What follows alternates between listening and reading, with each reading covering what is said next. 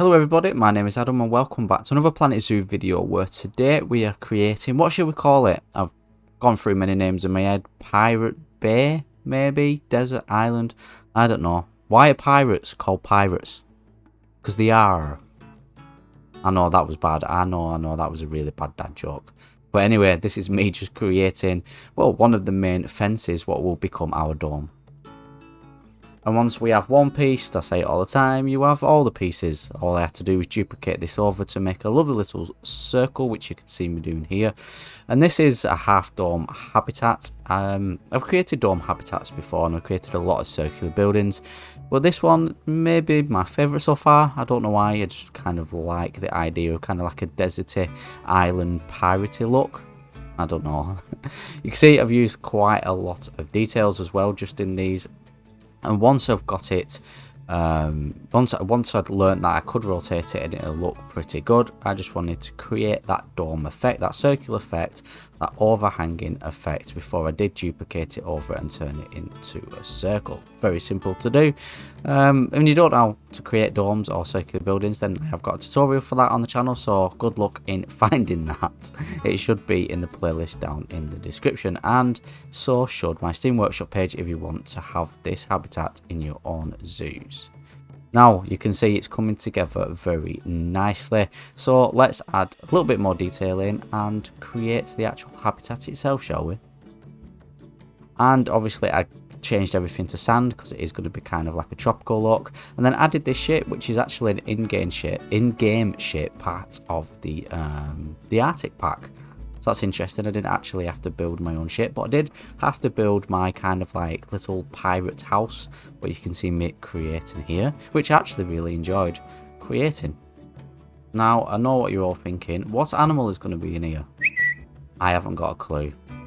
Honestly, while editing this video, I've still not got a clue what animal I'm going to put in there, but I promise I will include a video at the end to show you what animal I do put in here. But I didn't want to do a habitat for any specific animal. That is, you know, that's what everyone seems to be doing these days on YouTube. I wanted to create a habitat what was quite versatile, and you, the viewer, or the person who downloads it off the Steam Workshop, can decide what animal goes in it. So if you want to download it and put whatever animal. I'm thinking maybe warthog. I don't know why. Or you could actually use a mod and have some kind of like tropical desert animal. Maybe a scorpion or something like that. That'll make it look pretty good, to be honest. You can see, I know I've skipped it, but you can see I've added the main body of water of this habitat. Again, it's on a tropical island, so I definitely needed to add some water. And I added some kind of like rock and foliage area at the side, what I end up building this actual building into. So it looks like it's built into the rock face itself, really. And then you can see me just adding the door here, and I'm going to add some decking as well.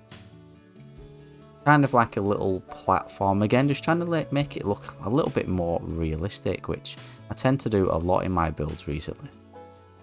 I actually had fun creating this habitat because it wasn't a designated video on a designated habitat for a certain animal. I felt no pressure, and you know, I managed to get creative, and this is sped up by about 5 times or 6 times the rate I was actually building.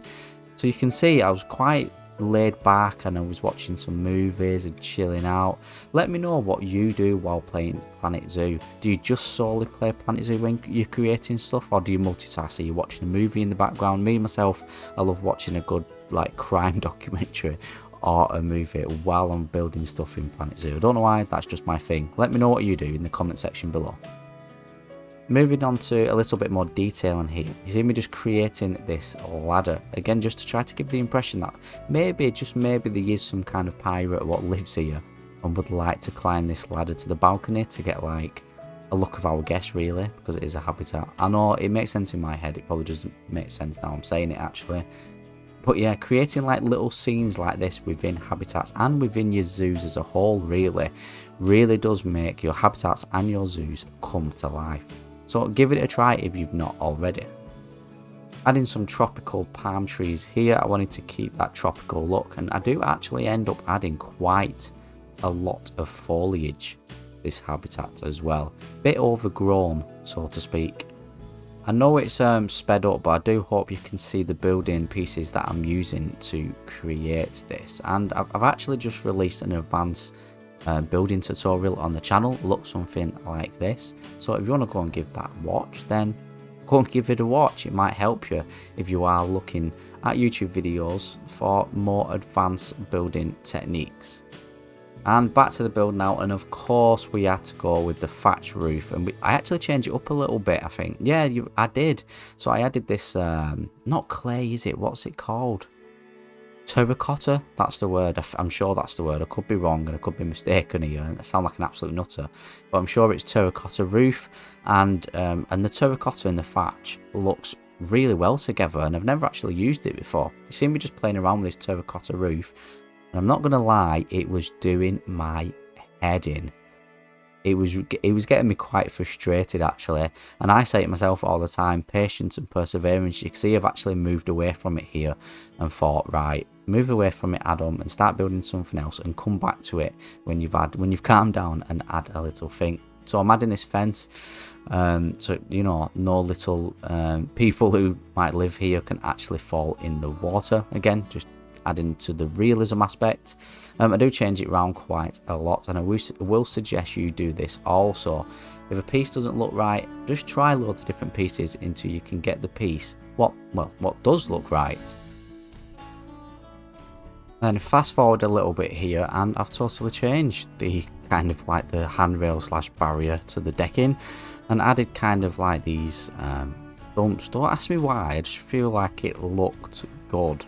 Maybe you could like tie a boat to them, maybe they have some kind of practical use, but I was using a little bit of reference images, and this is the kind of stuff I saw in kind of like a pirate's house outside. Yeah, so I kind of just went with it, and I think it looks good. What do you think? And then again, back to this, and then decided to these like kind of like thick wooden pieces. I think most of the pieces I actually used in this creation was the Asia pieces, which surprised me because I thought a lot of it would be the African pieces, maybe even the conservation pieces. But yeah, I actually used a lot of the Asian pieces in this as well. I did a bit of rope, kind of giving it that same effect as the rope to the right hand side as well. And yeah, the thing is with this creation, I wanted to try to make everything look like it could have been man-made if you was to be stranded on a desert island for a couple of years. If that makes sense. I'm hoping I've pulled it off. I'm sure one of you will point something out like, oh, that can't be man-made, but yeah, I'm happy with it anyway. I think it does come out looking pretty good. See me just adding another thatch roof as kind of like a canopy area to the door entrance here, and adding some support beams. Again, playing around with pieces, seeing what looks good, seeing what doesn't, and then going with, well, what looks good. Moving on to the actual back of this building now, and it's time to create some steps. Obviously I could have just blocked this area off with rock, couldn't get my words out then, with like rocks and foliage. But again, if you make everything look real, the whole habitat as a whole will all come together nicely. And this is how it came together. You can see the paths in now, so let's add some fences and add some foliage, shall we, with the click of my fingers. And just like that, it's all added. I didn't want to record me putting everything in because it would have took me absolutely ages, and it does get quite boring for the viewers. We had different coloured rocks, different coloured foliage, so let's have a closer look, shall we? And there we have it, and here we are in real time now. You can see our guests are flooded in to have a look at the common warthogs. I told you I thought I'd put common warthogs in here. You can put any animal you want in here, although be careful with animals that climb, like apes and monkeys and stuff. I don't know, I think they'll be able to actually get out of here, so just be careful with that one. But yeah, I just wanted to create a habitat where you can put what animal you want in, basically. It's not for any specific animal. Also, the guests seem to be clipping through my fence, which is quite annoying. I know this is just because I've got the path too close to the fence, but honestly, Planet Zoo need to come out with a custom, like, null path, because these little indentations, these little knobs you can see around the end are so annoying. You try to hide them like I have done here on the left hand side, and then your guests end up clipping through stuff. Very frustrating. But yeah, common warthogs is what I choose. They've got everything they need. They seem to have enough area. I've actually put the habitat gate around the back here. I built this like little like shed area, and I've put the gate behind this door here, as you can see. So let's click on that, bring the UI up, and just for reference, the land area is 1,356 meters squared, and the water area which is accessible is 559 meters squared, and the depth is 1.24 meters. So yeah, it's quite adequate. In fact, there's a warthog now just having a little swim, a little bathe, basking in the sun, cooling himself down. Over here you can see I've just added a bit more props. So these are from the Steam Workshop, treasure chest kind of, and then some barrels. Here is the education screen what I added. Again, some more props and some lights. And there we have it. Complete, done. Very happy with it. Again, if you want it, Steam Workshop link in the description down below. Also, everything else is there, Twitter, Instagram. Just go and follow me and have a look. My name's Adam. I hope you have a wonderful day, and I will catch you in the next Planet Zoo video.